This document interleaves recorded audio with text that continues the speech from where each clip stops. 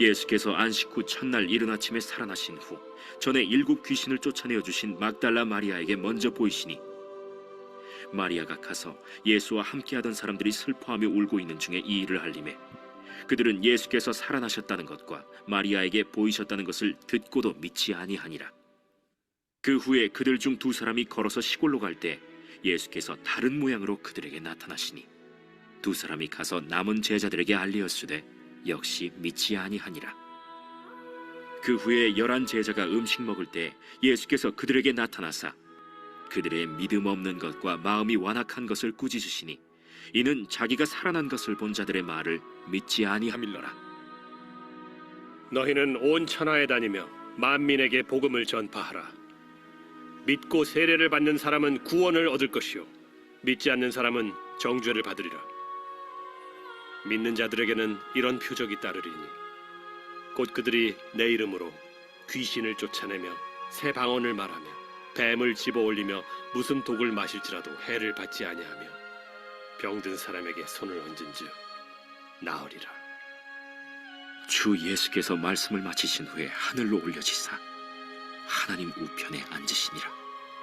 제자들이 나가 두루 전파할새 주께서 함께 역사하사 그 따르는 표적으로 말씀을 확실히 증언하시니라.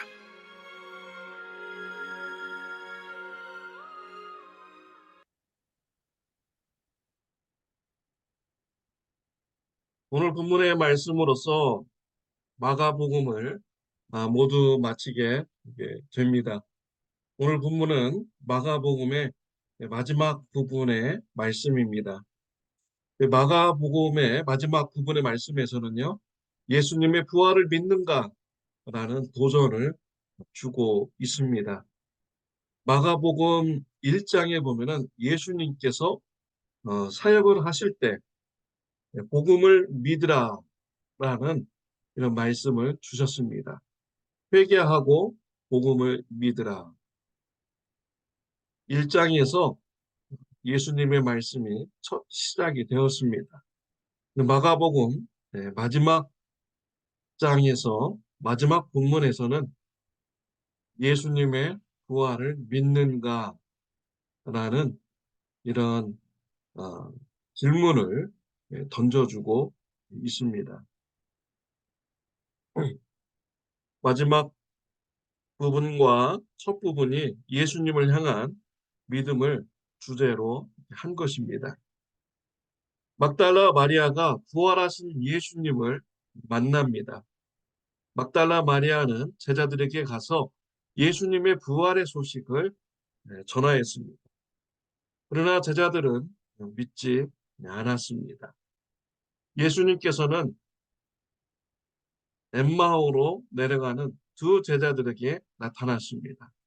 그들은 예수님을 알아보지 못하였죠. 또한 엠마오로 내려가는 이 2 제자들은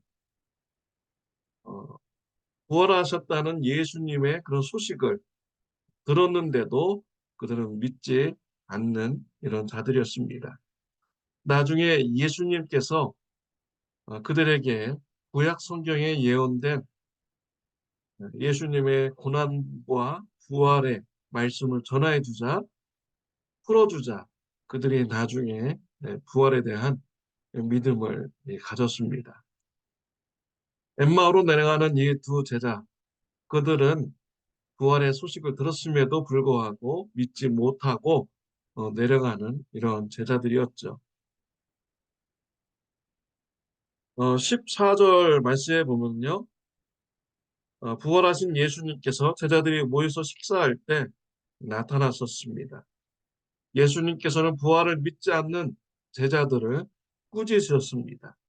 14절에 보면 그들의 믿음 없는 것과 마음이 완악한 것을 꾸짖으시니 이는 자기가 살아난 것을 본 자들의 말을 믿지 아니함이니라.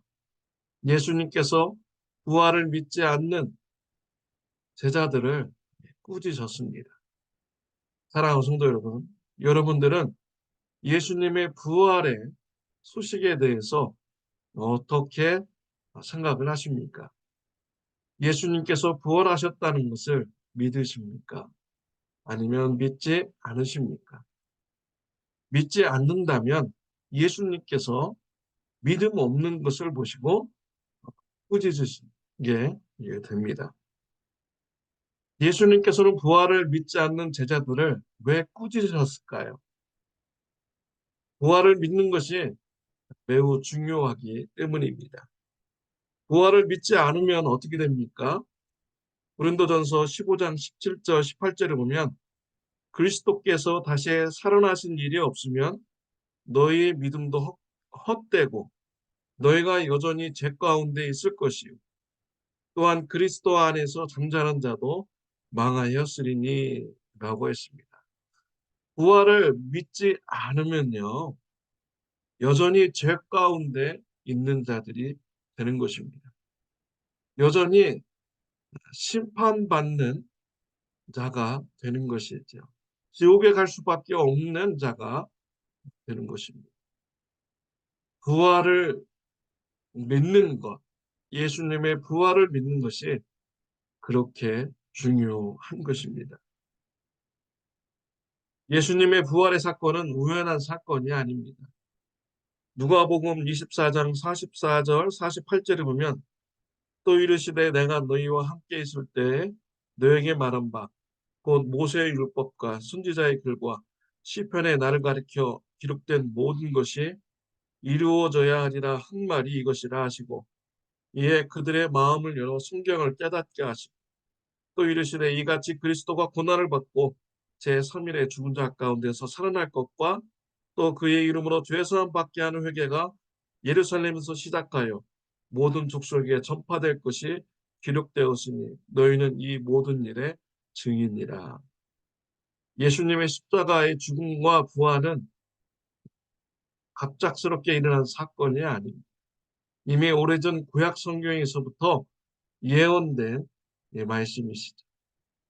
고난받는 메시아가 오시고 또 부활하시고 이러한 사건이 구약에 어, 기록이 된 것입니다.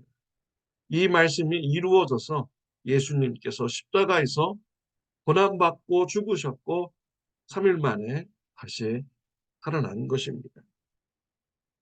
요한복음 20장 29절에 보면 예수께서 이르시되 너는 나를 본고로 믿느냐 보지 못하고 믿는 자들은 복되도다 하시니라.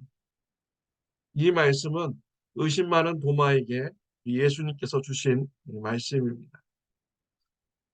부활하신 예수님께서 도마에게 나타나셨습니다. 내 손가락을 내밀어서 내 손에 못자국을 만지고 내 손을 내밀어서 내 옆구리에 창자국에 넣어보라. 그래야 해서 믿음 없는 자가 되지 말고 믿음 있는 자가 되라 라고 예수님께서 말씀하셨습니다. 도마는요 부활하신 예수님을 보고 믿게 되죠. 나의 주, 나의 하나님이십니다 라고 고백하게 됩니다. 이때 예수님께서 말씀하셨죠. 너는 나를 본고로 믿느냐? 보지 못하고 믿는 자들은 복되도다 라고 말씀을 하셨습니다. 사랑하는 성도 여러분, 예수님의 부활을 믿습니까? 예수님의 부활의 몸을 보지 않고 믿는 자들은 복되다라고 말씀하셨습니다. 예수님의 부활을 믿는다면 여러분들은 하나님으로부터 복을 받은 자들입니다. 부활을 믿는 자는 예수님의 부활의 소식을 전해야 되는 것입니다. 로마서 10장 17절에 보면 믿음은 들음에서 나며 들음은 그리스도의 말씀으로 말미암았느니라. 예수님의 죽음과 부활 그 사건을 사람들이 어떻게 믿을 수가 있습니까? 전하지 않으면 그들이 예수님의 소식을 듣지 않으면 믿을 수가 없는 것입니다. 예수님의 십자가와 부활을 전할 때 그들이 들었을 때 믿음이 생겨나게 되는 것입니다. 믿음은 들음에서 난다고 말씀하셨습니다. 부활을 믿는다면 예수님의 부활의 증인이 되는 사명을 감당해야 되는 것입니다. 부활을 믿는 자들에게 주어지는 축복이 있습니다. 고린도후서 4장 14절입니다. 주 예수를 다시 살리십니까? 예수와 함께 우리도 다시 살리사 너희와 함께 그 앞에 서게 하실 줄을 아노라. 이는 모든 것이 너희를 위함이니 많은 사람의 감사로 말미암아 은혜가 더하여 넘쳐서 하나님께 영광을 돌리게 하려 함이라. 그러므로 우리가 낙심하지 아니하노니 우리의 겉사람은 낡아지나 우리의 속사람은 날로 새로워지도다. 예수님의 부활을 믿는 자들의 축복입니다. 예수님을 죽음에서 다시 살리신 그 하나님이 예수님의 부활을 믿는 자들에게 동일하게 역사해 주십니다. 그 하나님께서 저와 여러분들을 다시 죽음에서 살리신 것입니다. 우리는 세월이 가면 갈수록 겉사람은 낡아지게 됩니다. 그러나 우리의 속사람은 날로 새로워지게 되는 것이죠. 부활의 소망이 있기 때문에 우리의 믿음은 성장하여 가고 우리의 속사람은 날마다 강건해지게 되는 것입니다. 부활을 믿는 자의 축복인 것입니다. 부활을 믿습니까? 예수님의 부활을 전하시기를 바랍니다. 또한 부활의 축복을 받은 자로서 하나님께서 나도 죽음에서 다시 살리실 일을 하나님께서 반드시 이루신다는 믿음을 가지고요. 부활에 대한 소망으로 속사람이 날마다 새롭워지고 강건해지는 축복이 있으시기를 바랍니다. 기도드리겠습니다. 하나님 아버지 감사합니다. 부활을 믿게 해주셔서 감사합니다.